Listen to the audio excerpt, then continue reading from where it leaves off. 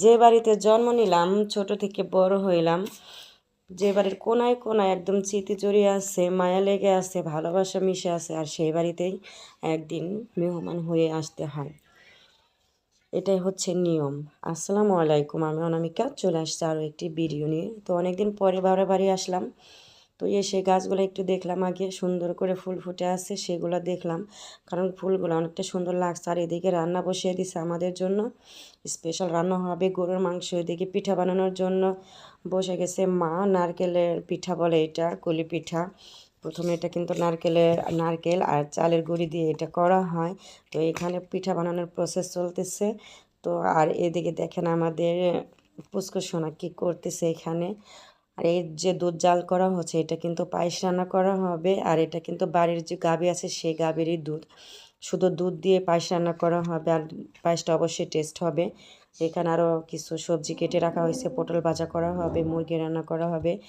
তো পিঠা যেগুলো বানানো হয়ে গেছে ওগুলো ভাজার জন্য কড়াইতে দেওয়া হয়েছে। তো এখানে কিন্তু এইগুলো আস্তে আস্তে ভেজে নিতে হবে একদম মচমচে করে, তাহলে খেতে টেস্ট লাগবে। তো এগুলো বানানোর জন্য প্রথমে কিন্তু অনেক বড় একটা রুটি বানিয়ে নিতে হয়। সেখানে 3-4টা করে কুলি পিঠা একসাথে বানানো যায়। পুরোগুলা শুধু ভিতরে ঢুকিয়ে দিয়ে তারপর কাটলেই হয়ে যায়। তো এইভাবে কিন্তু গ্রামের মানুষ অনেক সুন্দর করে নিখুঁতভাবে পিঠাগুলো তৈরি করে, অনেক ধৈর্য নিয়ে কিন্তু পিঠাগুলো তৈরি করে। আর পিঠা বানাতে কিন্তু অনেকটাই কষ্ট হয়, যেটা সবাই পারে না। আর এখানে কিন্তু আরও মশলা বেটে নেওয়া হচ্ছে, যেহেতু মুরগিটা কোরমা রান্না করা হবে সেজন্য কিছু স্পেশাল মশলা বেটে নেওয়া হচ্ছে। আর এখানে জারিনে সিঁড়িতে বসে চকলেট খাচ্ছিল।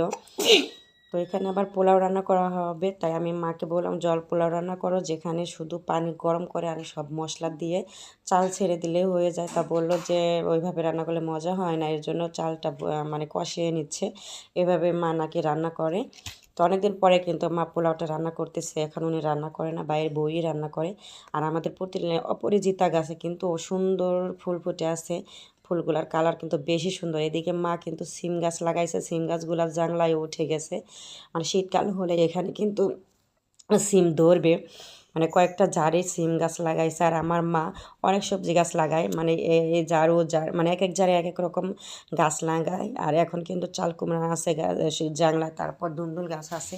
তো সবটাই মধ্যে মোটামুটি সবজি ধরে। এটা হচ্ছে আমার বাবার বাড়ি। তো উঠানোর মাঝখানে খ্যারের পালা দিয়ে রাখছে, কারণ খ্যারের পালা যেখানে আছে ওইখানে না মাঝখানে পানি ঢুকে একদম মানে নিচের দিকে ডেবে গেছে। এর জন্য খ্যারগুলোকে বাইরে এনে দুয়ারের মাঝখানে এভাবে পালা দিয়ে রাখছে। তো আজকের ভিডিওটা আমি বেশি লম্বা করবো না, আর বাবার বাড়ি আসলে সেরকমভাবে ভিডিও ক্লিপ নেওয়া হয় না। তো আজকের মতো এই পর্যন্ত, সবাই ভালো থাকবেন।